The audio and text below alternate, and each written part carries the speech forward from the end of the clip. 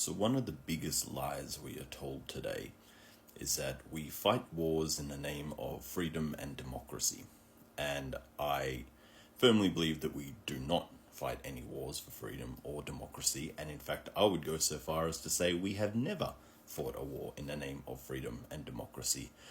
And to back up that point, I'm going to rattle off a few wars now, even ones that are famous for being about freedom and democracy, and point to the fact that they were not. So we might as well cut right to the chase and get to the big one, World War II. The narrative we have today is of the plucky Western democracies fighting against the forces of fascism. I mean, there's never been a more evil empire in the world than Nazi Germany, right? Therefore, how could that possibly not be about freedom and democracy? We liberated the concentration camps and all of that. But that was, was it painting the target around the arrow afterwards? We didn't even really know about the Holocaust, at least not publicly, until after the war. And then that was painted as being kind of the just cause afterwards. If you look at all the records from the start of the war, it had nothing to do with ideology. Britain and America and France all were quite big fans of Nazi Germany for most of its time before then. A lot of them admired Hitler. He was on the front page. He was the cover of Time magazine, after all, very famously. They hosted the Olympics in 1936. Nazi Germany was quite loved. Hell, King George V, the short-reigned King George V, was a huge fan of the Nazis. Even Churchill at the start was. And their mood towards the Nazis only changes because of the reality of what war really is. There's only two reasons you ever fight a war. One is to create an empire, and the second is to defend an empire. And when Nazi Germany starts to rebuild its empire, that's when France and Britain decide that they're going to stop it. Not because of any moral high ground, but purely about power. They are the two last and biggest colonial powers in the world at this point. I mean, there's some minor colonies from the Dutch and the Portuguese and whatnot, but whatever. The big ones, France and Germany, are the big colonial powers, and that's what war's really about. And they just want to defend their colonies against their old arch-rival Germany, which used to be a very big colonial power. Hell, not even that long before then. So when you look at it, that's what they're really fighting. And you can tell this is true because when all the rhetoric about freedom and democracy starts coming up in World War II, like in the quite famous but now quite forgotten Atlantic Charter, which basically states, America leads us going, really, if we're going to fight this huge war, it should be about every country has self-determination. And Churchill, of course, leaned across the table and said, oh, except for Britain, right? We're not going to hurt the British Empire. And America's like, yes, of course. And also the Philippines, because they belong to America. And same with Puerto Rico and Hawaii, they belong to America. And that's what it's like. And you see it from France as well. Immediately after World War II, all these countries go and start retaking their colonies. And that's what kicks off, the massive decolonization wars in the 50s, 60s, and 70s, like Vietnam, like Korea, like Algeria.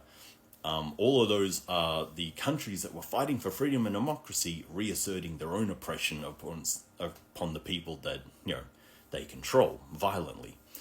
So World War II is really just about maintaining empires. And so is the First World War, which is what this little cartoon here is about. So obviously in 1890, check that date, the Berlin Conference happens, and it's led by this dude who's lampooned here, Otto von Bismarck, the Iron Chancellor of Germany, who basically decided, all these big, powerful European countries, and at this period, there's 6 or 7 superpowers, right?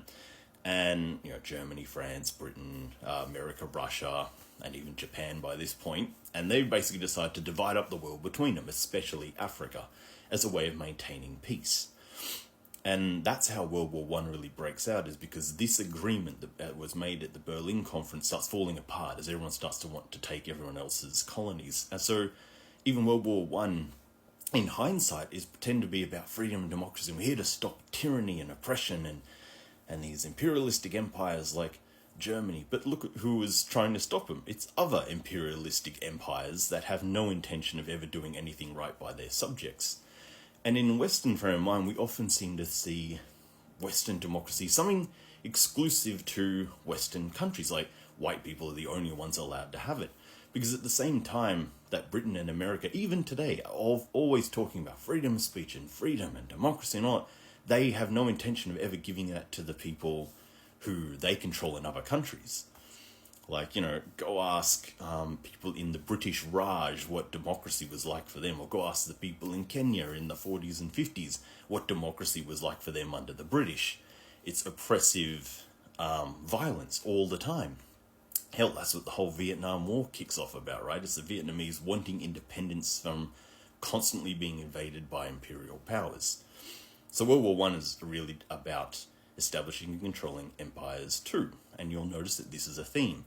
Let's go to the Korean War, which at the end of World War Two, you've got Korea gets divided between the two countries that occupy Japanese territory, which is America and Russia. And so North Korea ends up becoming communist because it's occupied by the Soviets, and South Korea is occupied by America, and that's why it becomes a democracy. Even when America controls countries, they never support democracy. They say they're fighting for it.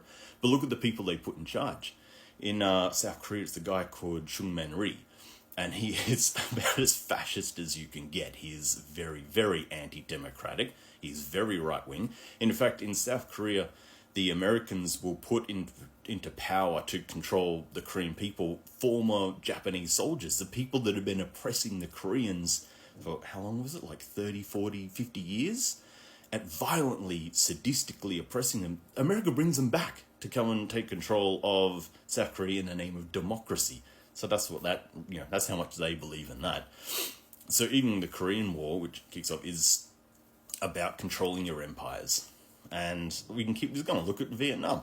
The Vietnam War kicks off because at the end of World War II, Vietnam is free for about 20 minutes. When the Japanese are kicked out at the end of the war, Vietnam says, okay, great, we've been wanting our independence forever. Then France comes back and says, thanks for holding down the empire for us, we'll come and take back control. And the Vietnamese say, no, you won't. And that kicks off the start of the Vietnam War. And then when the French start getting their ass kicked and the Vietnamese start to embrace communist ideology, that's when America gets in because they don't want the place to become communist. So in the end, that is America then saying, we can create our own little South Korea, but in South Vietnam, which is, again, just another colony. South Korea is a colony of America by this point. Japan's a colony of America, or at least a puppet state. And you start seeing it everywhere, right? Hell, pick any other war. Look at Iraq and Afghanistan. Neither of those were about bringing in democracy. Can you name a single democratic leader that America put into power in either of those countries? All it was just a heist. It was just about selling stock in arms companies to keep bombing these places, to steal all the natural resources, and whatever was left and wrecked will be rebuilt by companies like Halliburton. It was just about making money, which is, of course, what colonialism is all about. It's exploiting the people, exploiting the resources to just take what you can.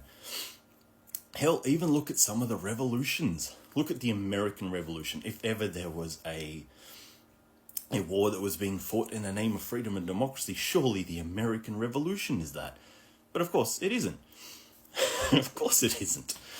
It was about rich landowners who were massive, massive slave owners, not wanting, one, to pay taxes, that's the official story, but there's a much bigger one in the American Revolution, which is less talked about, which is the fact by this period in history, this is the late 18th century, slavery's already starting to fall out of fashion in most of the enlightened countries.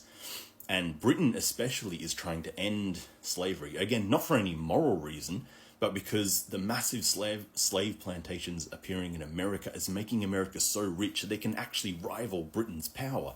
So Britain wants to curb that. That's why they start instituting an end to slavery. It's just to stop the rise of America, because they can see the independence coming. And of course they fail. But that's what the American Revolution's about. It's about maintaining slavery. And of course that's what the American Civil War is about as well.